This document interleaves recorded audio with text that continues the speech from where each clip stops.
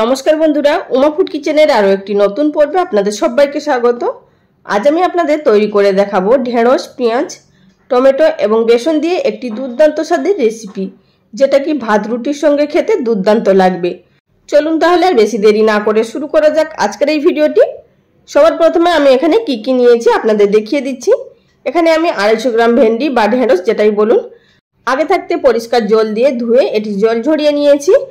আর যেগুলো বড় সাইজের ছিল সেগুলোকে 2 পিস করেছি, আর ছোট সাইজের গুলো 1 পিস রেখে দিয়েছি। আর এবং মাঝখান দিয়ে একটু চিড়ে নিয়েছি, এতে করে ভেতরে মশলাটা খুব সুন্দরভাবে ঢুকে যাবে।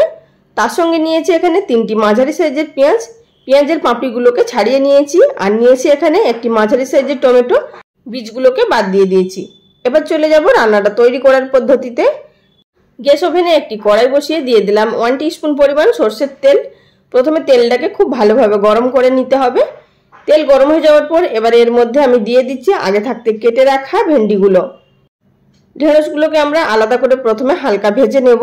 তার জন্য তেলের মধ্যে দিয়ে দেওয়ার পর দিয়ে দিলাম 1/2 টিস্পুন পরিমাণ নুন, বা ঢেঁড়সের অনুযায়ী সেই বুঝে আপনারা নুনটা ব্যবহার করবেন। আর দিয়ে দিলাম এর মধ্যে 1/4 টিস্পুন পরিমাণ হলুদের গুঁড়ো। এবার গ্যাসের ফ্লেম মিডিয়ামে রেখে এটিকে নাড়াচাড়া করে ভেজে নেব প্রায় 60 থেকে 70% অবধি। এবার এখানে আমাদের ঢেঁড়সগুলো ভেজে নেওয়া হয়ে গেছে। এবার কড়া থেকে এগুলোকে তুলে নিতে হবে। আর দেখতেই পাচ্ছেন কিন্তু সম্পূর্ণ ভাজা হয়নি, এগুলো ঠিক এইভাবেই কিন্তু ভেজে নিতে হবে। সম্পূর্ণ যদি ভেজে নেওয়া হয়, তারপর যদি গ্রেভির মধ্যে দেওয়া হয়, তাহলে কিন্তু নেতিয়ে যাবে। সুতরাং এইভাবে হালকা একটু ক্রাঞ্চিনেস রেখে কিন্তু আমাদেরকে ভেজে নিতে হবে। এবার সেই একই কড়াইয়ের মধ্যে আরও 1 টিস্পুন পরিমাণ তেল দিয়ে দিলাম। তেল দিয়ে দেওয়ার পর যে পেঁয়াজগুলো আমরা রেখেছিলাম সেই পেঁয়াজের টুকরোগুলো এর মধ্যে দিয়ে হালকা করে নাড়াচাড়া করে ভেজে নেব। মানে মিনিট খানেকের মধ্যেই কিন্তু পেঁয়াজটা হালকা একটু সফট হয়ে যাবে, তারপরেই তুলে নেব। মানে পেঁয়াজটাকে কিন্তু সম্পূর্ণ ভাজবো না এখানে। তো দেখতেই পাচ্ছেন পেঁয়াজের গায়ে হালকা হালকা কালার চলে এসছে। এই পর্যায়ে কিন্তু এগুলোকেও আমাদের তুলে নিতে হবে। বন্ধুরা, এই রান্নাটি ভীষণই টেস্টি হতে চলেছে। আপনারা ভিডিওটি দেখুন, তাহলেই বুঝতে পারবেন যে এই রান্নাটা খেতে কতটা টেস্টফুল হতে পারে।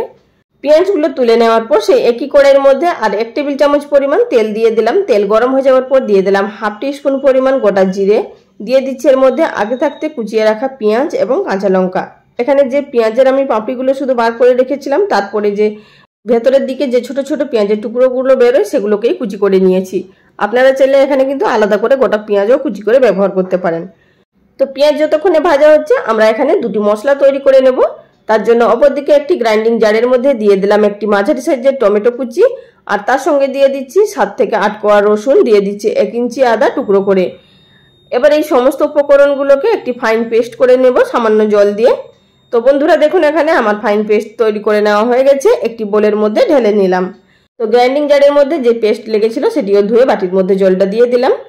তো এবার আমরা আরও একটি মশলার মিশ্রণ তৈরি করে নেব। তার জন্য অপরদিকে আরও একটি বোল নিয়ে নিলাম। তার মধ্যে দিয়ে দিলাম 1/2 টিস্পুন পরিমাণ ধনে গুঁড়ো, 1/2 টিস্পুন পরিমাণ লঙ্কা গুঁড়ো, ঝালটা নিজেদের টেস্ট অনুযায়ী দেবেন, 1/2 টিস্পুন জিরে গুঁড়ো, দিলাম 1/2 টিস্পুন পরিমাণ কাশ্মীরি লঙ্কার গুঁড়ো, আর দিয়ে দিলাম এর মধ্যে 1/2 টিস্পুন পরিমাণ কারি মশলা। আপনারা এখানে যে কোনো কারি মশলা ব্যবহার করতে পারেন, বা চিকেন কারিও ব্যবহার করতে পারেন, বা এখানে 1/2 টিস্পুন পরিমাণ ম্যাগি মশলাও ব্যবহার করতে পারেন। আর আমাদের এখানে যে মেন উপকরণ সেটি হচ্ছে বেসন। এখানে আমি 1 থেকে 1.5 টেবিল চামচ পরিমাণ বেসন এড করে দিচ্ছি 250 গ্রাম ঢেঁড়সের জন্য। আপনারা যদি ঢেঁড়সের পরিমাণটা বেশি নেন, সেক্ষেত্রে কিন্তু বেসনের পরিমাণটা বেশি নিতে হবে। বাদ বাকি বেসনটা আমি রেখে দিচ্ছি। এবার এর মধ্যে পরিমাণ মতো জল দিয়ে ভালোভাবে গুলে নেব এবং একটি স্মুথ পেস্ট বানিয়ে নেব। আর বন্ধুরা, এছাড়াও আমার চ্যানেলে প্রচুর আমিষ নিরামিষ সবজির রেসিপি আপলোড করা আছে। আপনারা চাইলে সেগুলো দেখে নিতে পারেন প্লেলিস্ট থেকে, বা নিচে ডেসক্রিপশন বক্স থেকেও দেখে নিতে পারেন। মশলার মিশ্রণ তৈরি করে নেওয়ার পর দেখতেই পাচ্ছেন এখানে পেঁয়াজটাও আমাদের প্রায় ভাজা হয়ে গেছে। ঠিক এই পর্যায়ে দিয়ে দেব টমেটোর সঙ্গে যে মশলার পেস্ট তৈরি করে রাখা হয়েছিল সেটি। দিয়ে দেওয়ার পর গ্যাসের ফ্লেম লো টু মিডিয়ামে রেখে দিলাম, এবং তারপর দিয়ে দিলাম এর মধ্যে 1/2 টিস্পুন পরিমাণ হলুদের গুঁড়ো। দিয়ে একসঙ্গে খুব ভালোভাবে নাড়াচাড়া করে মিশিয়ে নেব, এবং লো টু মিডিয়াম ফ্লেমে রেখে এটিকে ভেজে নেব যতক্ষণ না মশলাটা ভাজা হয়ে আসছে।